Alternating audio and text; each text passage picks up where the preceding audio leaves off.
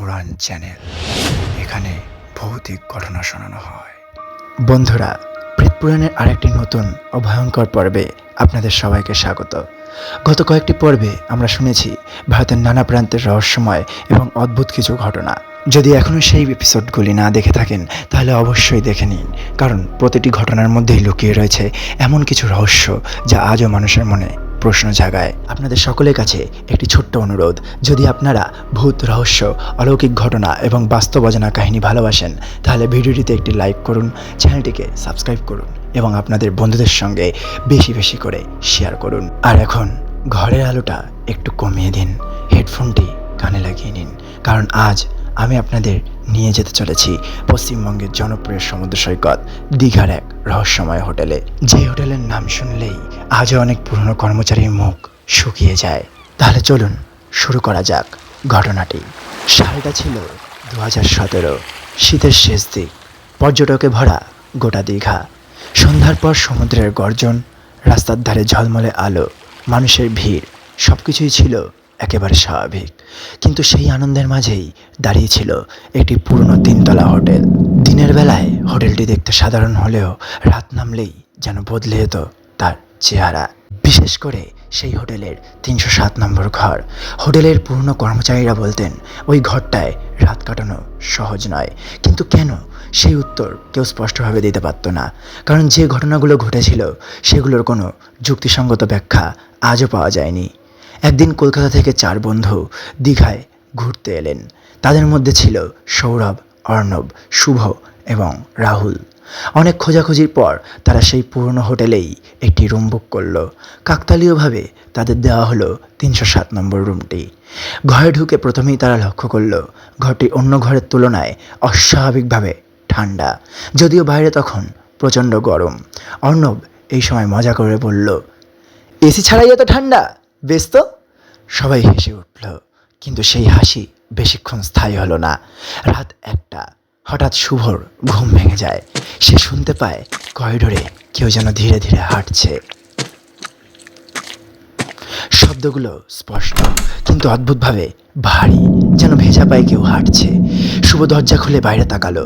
পুরো করিডোর ফাঁকা, কেউ নেই, একটা মানুষও নেই। সে ফিরে এসে আবার শুয়ে পড়ল, কিন্তু 5 মিনিট পর আবার সেই একই ঘটনা ঘটল। এবার শব্দটা যেন দরজার ঠিক বাইরে। সকালে সে বিষয়টি সব বন্ধুদেরকে জানায়, কিন্তু সবাই বিষয়টিকে খিল্লি করে উড়িয়ে দেয়, ভাবলো হয়তো কোনো কল্পনা। পরের রাত ঘটনা আরও ভয়ঙ্কর হয়ে উঠল। রাত তখন 2:30।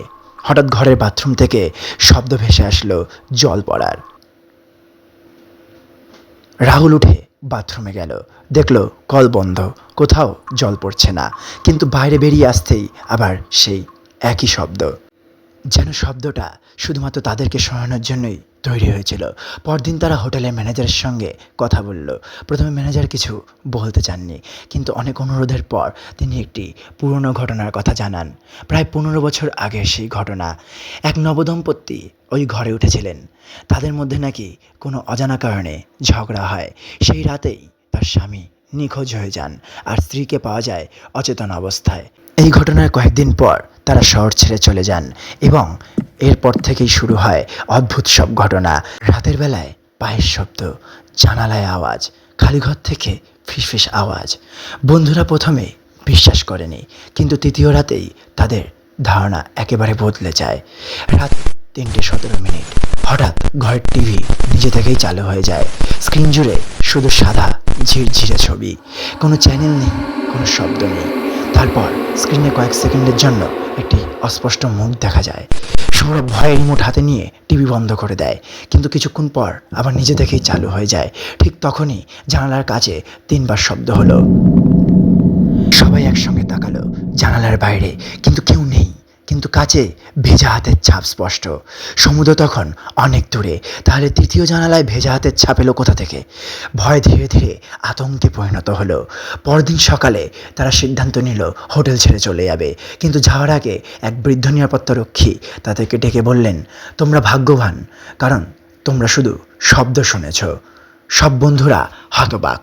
বৃদ্ধটি জানালেন, অনেক বছর আগে এক কর্মচারী নাকি মাঝরাতে 307 নম্বর রুমের সামনে একজন ভেজা পোশাক পরা মানুষকে দাঁড়িয়ে থাকতে দেখেছিলেন। তিনি ভেবেছেন তিনি হয়তো কোনো অতিথি, কিন্তু কাছে যেতেই সেই অবয়ব ধীরে ধীরে অদৃশ্য হয়ে যায়।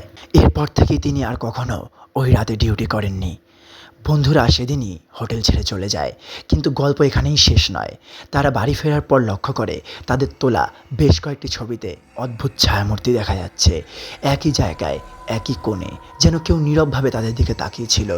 আজও সেই হোটেল রয়েছে, আজও সেখানে মানুষ ওঠেন, কিন্তু পুরনো কর্মচারীরা রাত গভীর হলে 307 নম্বর ঘরের পাশ দিয়ে একা হাঁটতে চান না। এটা কি শুধুই কাকতালীয়, নাকি সত্যিই কোনো অজানা উপস্থিতি আজও সেখানে ঘুরে বেড়ায়? সেই উত্তর হয়তো আজও সমুদ্রের গর্জনের মাঝেই হারিয়ে আছে।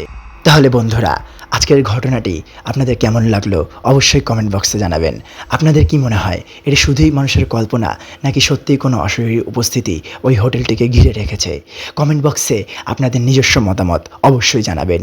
ভিডিওটি ভালো লাগলে একটি লাইক করবেন, বন্ধুদের সঙ্গে শেয়ার করবেন এবং প্রেত পুরাণ পরিবারের সদস্য হতে চাইলে চ্যানেলটিকে সাবস্ক্রাইব করতে ভুলবেন না। আর যারা আগের আমাদের ভিডিওগুলো বা এপিসোডগুলো দেখেননি তারা অবশ্যই দেখে নিন, সেখানে আরও অনেক ভয়ঙ্কর ও অবিশ্বাস্য বাস্তব কাহিনী আপনাদের জন্য অপেক্ষা করছে। ততক্ষণ পর্যন্ত সাবধানে থাকুন, আর রাত গভীর হলে অজানা শব্দের উৎস খুঁজতে একা বেরোবেন না, কারণ সব রহস্যের উত্তর মানুষ খুঁজে পায় না। আমি কিংশুক ঘোষ আপনাদের সঙ্গে ছিলাম।